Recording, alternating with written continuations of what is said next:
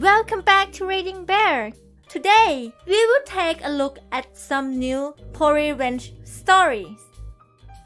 And if you enjoyed my content, please don't forget to subscribe to my channel and post some bear emojis in the comments. Let's go! The first one is titled, "Steal My Girlfriend's Jewelry? I Will Hunt You Down." My girlfriend has a watch and a ring of great sentimental value that she had left at my apartment last summer, right before I moved in with her. Knowing the vast importance of these items, I put them in a chest of drawers that I know I'll be moving. For the move, I hired a cleaning crew to help me pack and clean my apartment. As is typical in the southern US, the cleaning crew was composed 100% of undocumented, Hispanic, non-English speaking workers. I have no problem with this whatsoever, but that's for a different thread. I'm friendly with these women, give them anything I didn't want to keep out of the apartment, some beers, and tip them well. I get to my girlfriend's house with the U-Haul, and as we're unpacking, come to realize that her watch and ring are missing. Duck. She is not happy, and this whole living together thing is off to a very rough start. I tell her that the cleaning crew must have taken them, that I was 100% positive they were in the chest of drawers.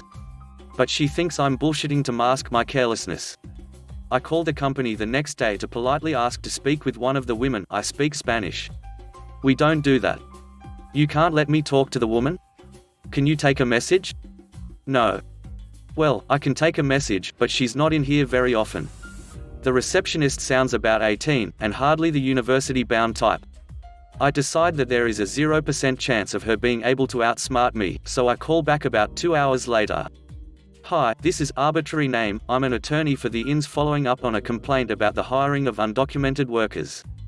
As this is a government-sanctioned investigation, you can be held personally liable for a fine of up to $250,000 and 30 days imprisonment if you interfere or withhold information. This is not even remotely based in fact.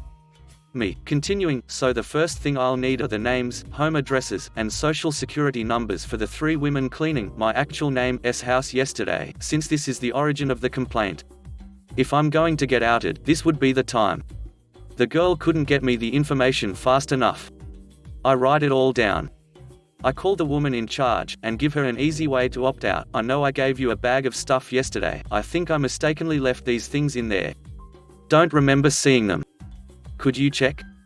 And maybe call the other women? This is really important, I can pay you. Look, this woman scrapes by. I get it, she cleans a nice apartment for a working, single guy, jewelry or cash is a bonus. I just want this back so my girlfriend doesn't shank me in my sleep. I don't think we have it. I have to go. Listen, I didn't want it to come to this, but my friend is an inns agent, and he's right down the street from her actual address. He said he could stop by and make sure your visa was in order. If it's not, you could be deported this week. Dead silence. Oh my god, okay, I'll call the other women and get it back. No question about how I got the info. I drive to go pick her stuff up and all ends well. Asterisk. The next one is titled, "Don't Mess Around with the Security Guard If You Want to Keep Your Job." I worked as a security guard for a standard security company, but we were contracted with a petrochemical company to do security at their world HQ. The company is a Fortune 500 company making billions a year. Therefore the account we had meant that we did security for all of their locations inside the US, while other companies handled sites outside the US. This account was worth around $30 million a year. I joined the company in March and things seemed great. My shift was very workable. 10:30 a.m. to 6:30 p.m., Monday to Friday. I spent most of my day doing paperwork and signing in other contractors and delivery drivers. Honestly, it felt like a pretty decent job. It didn't pay very well, but you can't complain when you sit on your butt all day. However, soon we began to have a staffing problem. People were leaving and getting fired way too quickly. We were supposed to have about 15 guards, but we got as low as 9. This does not include the 3 veteran guards employed by the client company, as they were separate from us. This is very important later. This caused horrible schedules. In a 26-hour period, I worked 20 hours, which I later found out is illegal in our state, and we would easily put in 60-hour weeks. Every single guard was working overtime. It caused havoc with our personal lives. My girlfriend even told me she was thinking about leaving me because out of the entire week I would see her maybe an hour a day before I fell asleep, and we lived together. So obviously some compensation was required. Overtime was decent pay, yes, but we wanted an overall raise. We got paid way too little to be working 70-hour weeks, 12 to 16-hour shifts, etc. Each facility has a supervisor through the contractor company, and each set of facilities has a branch manager who supervises specific accounts for the regional manager. While the branch manager was supposed to visit each facility once a month, there are 3 facilities in his area on the account. I saw him twice in my 1-year period with the company. Apparently the client company had a lot of pull in the state, so the security company was basically their lapdog and they tried to keep their distance as much as legally allowed. The issues started when one of the guards, we'll call him Roy, started talking about how his friend who worked at the sister site and all of his fellow guards all got raises because they were short-staffed, and the company wanted to thank them for pulling extra hours. This got a lot of the guards furious. We were much worse off with our staff and we worked at the World HQ and none of us had even been suggested raises. This led to the guards being particularly unmotivated and led to people refusing to pick up shifts. So one of the senior guards decided to call the BM and complain, asking why the sister site would get raises and why we would not. Apparently it was more of a rant than an actual conversation, but at the end of it the BM promised he would look at getting our raises, and that he would speak with the regional manager to get the raises going. When word of this reached the facility, it was one of the only things everyone could talk about. We would talk about how excited everyone was to get raises, and the BM had also promised that we would be getting new guards to help out, so no more 60+ hour work weeks. Everything was happy in our world. For about 48 hours. When I get to work early morning on Thursday, I see an email addressed to all the security guards, and our BM is CC'd in it. He never gets copied in emails. The email said this: "Hello, as you all are aware of, all of the rumors that have been brought to my attention have been addressed. I would like to take this time and remind everyone not to engage in this activity again. Moving forward, bring all concerns to the attention of your immediate supervisor so they may be addressed. Spreading rumors and causing panic will be looked at as creating an uncomfortable, hostile work environment. Disciplinary action will be taken. Please let me know if you have any questions or concerns about the matter. Also make sure that your attention while on site is on our purpose. We should all be focused on the objective of providing the client with outstanding service."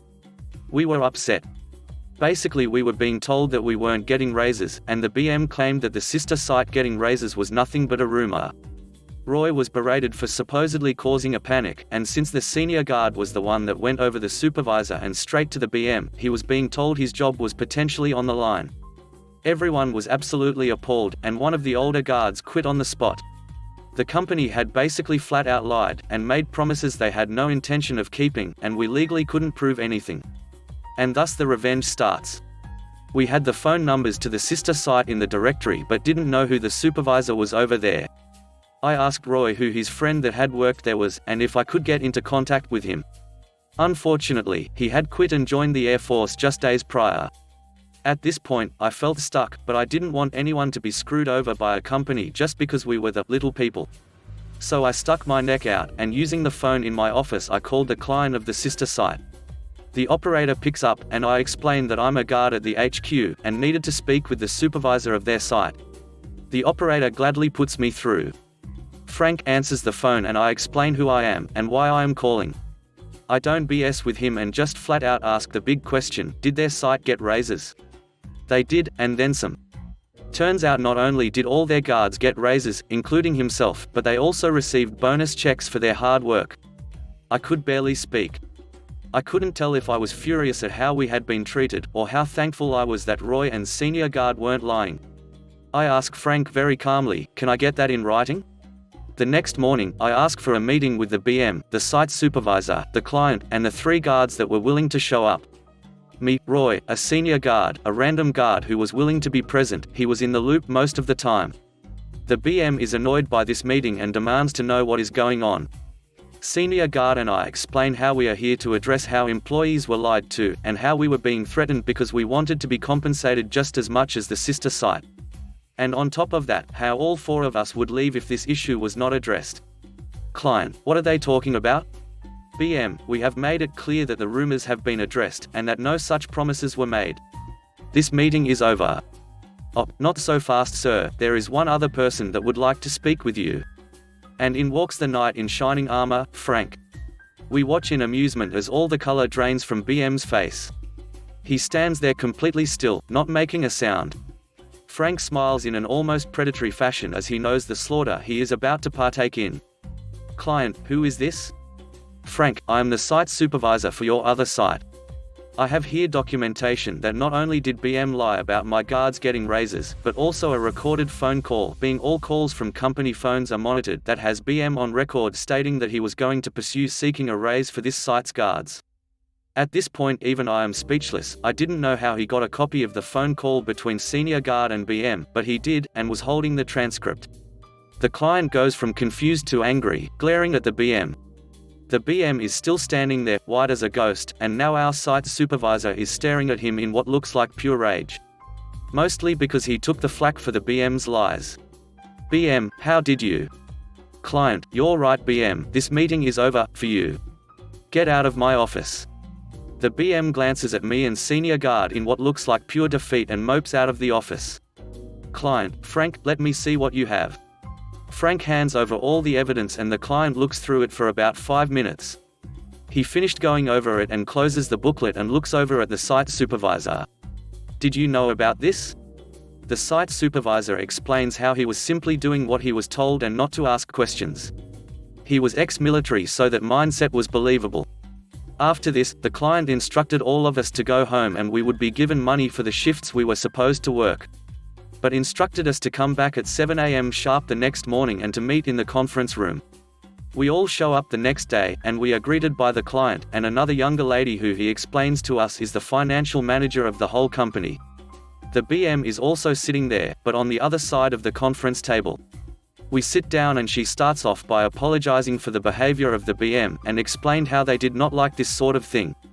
However, since he was a contractor, they could not legally hold him accountable. The BM seemed somewhat relieved by this, and my heart admittedly sank. She said we could file reports against him and they would confirm them, but they could not partake in any form beyond that. Then, the financial manager gives the big but. She says her offer is that we can work for the client, personally, as in-house security and not contractors. They said they would hire all 4 of us on the spot and we could start working tomorrow. This included full benefits, a huge increase in pay, over $20 an hour, and 6 weeks of vacation time a year. However, the offer only stood while we were in the room. The BM is fuming as he has just lost 4 guards. Of course, we all accept. She makes it clear however that we aren't hired until the meeting is over. Then the financial manager's attention turns to the BM. She explains that since 4 guards had just quit that he was now in severe violation of the contract due to lack of staff and that they were using the break clause to terminate the account effective immediately. The BM tried to argue saying that stealing contractors with the intent of using a break clause in a contract is illegal. Which it is. Her response is something like this. Financial manager, you are correct, which is why these men are not currently employed by us, they left on their own accord and are unemployed. Since this is a severe violation of the contract we will be dealing with this here, and now. The BM is speechless at the perfectly deceptive and well-played loophole that the client company had just exploited, and was also told if they did decide to pursue a lawsuit, they would be allowed to legally bring the evidence of the contractor company's deception and blatant lies to its employees. The client and the financial manager spend the next 4 hours taking phone calls and we can't leave the room. After they hang up the phone for the last time, the client turns to the BM and explains calmly but firm, please step outside with me for a moment. He also gestures for myself and senior guard to stand up and follow them. We walk outside and the client smiles. Op, senior guard, would you please as my security officers escort BM off-site? His company is no longer associated with us. We gladly escort him to his car. 3 years after this happened and all 4 of us still work there. We heard from another guard that the BM was fired basically as soon as he got back to his company's HQ, and Frank was offered the BM position. He apparently responded by handing them his resignation letter. He went to move on to another security company overseas. As last, I knew he had been in France for almost a year. Our site supervisor was moved to another facility, but still works for the company last I checked. We love working for the client, and all 4 of us became good friends. We all work similar shifts, so every Friday after work we all go to the bar and have a good time. We also became fairly close to the client, so he invites us over to his house for special occasions. And yes, the security director for a petrochemical company has it big. Thanks to my job, however, I was able to save my relationship, take great vacations, buy a brand new, at the time, Chevy Silverado, and buy an actual house. So, to sum things up, don't duck with the security guard. The next one is titled, Bully Me Because of My Accent? I'll go straight to the principal. I've lived in Germany almost my entire life, yet through a twist of fate, I grew up learning the English language as a native speaker, since my father emigrated to Germany from the USA. As such, I've always had an American accent when speaking English, and I've never met anyone who thought they felt the need to complain about it. Every time a teacher asked why I spoke English so well, I replied that I am a US national by birth because my father is from the US. All my teachers seemed quite impressed, except this one hag, half a lifetime ago. If there ever was an award for creepy Anglophilia, she'd be neck deep in honors and certificates. Instead of encouraging me to speak more so that the other students could learn proper pronunciation from an actual native speaker, like many other English teachers at my school back then did, this woman thought it necessary to berate me for speaking in such a horrible and filthy manner and cure me of that insufferable atrocity of an accent. Mind you, these were actual quotes from this woman. My dad was no help at all. He was fairly ignorant about me being bullied by one of my own teachers, and even went so far as to yell at me to suck it up and respect my elders. So, yeah, I stuck it up. It didn't help that I also wrote in American English, you know, color instead of color, tire instead of tire, cookie instead of biscuit, that sort of thing, and the hag had the audacity to write these mistakes up as double errors, meaning I got twice points deducted for spelling errors that weren't even actual errors. I was so fed up with this woman, and it wasn't even 2 months into the school year. But my revenge was sweet and succulent and came so unexpected because all my classmates and the teacher seemed to think I was just letting it all happen to me. I remembered that I still had one of those old voice recorders that use magnetic audio cassettes I used to play with as a kid. I dug it out from my old toys and tested it to see if it still worked and the capabilities of its built-in microphone. I guess you can all see where this is going. From my allowance, I bought a bunch of record-able audio cassettes like they were going out of style, and for the rest of the semester, I would secretly record every single English class. Carefully label and catalog the tapes and even transcribe any pertinent passages. I also made copies of the tapes, just in case an authority figure would want to make them disappear. I played it doubly safe because I knew from experience that the school administration liked to ignore complaints students had about teachers. About a week before the grades for the semester were announced, I went to the principal's office and requested that he let me see him. I laid out my case in excruciating detail, showed him the transcripts, played the copied tapes and answered all his questions. The principal listened to me and in the end, thanked me for bringing this issue to my attention. But I knew from his tone of voice the whole issue would be ignored, at best. At worst, the principal would only talk to the hated English teacher about, which would exponentially increase my suffering at her hands for daring to blab about her treatment of me. I had to take a gamble. I told the principal flat out that should this issue not be resolved in a proper manner, I would pass all this evidence to the State Department of Education and Culture, SDEC. Along with a letter stating that this teacher's behavior is not only tolerated but encouraged at our school, as evidenced by the lack of disciplinary measures taken when teachers bully their students. Since it was common knowledge that our school already was under the scrutiny of the SDEC for other reasons I shall not divulge here, adding another case to the mountain of issues could very well cause an avalanche. The day came when we received our midterm report cards. It was the last period of the day, and as it so happened it also our English class.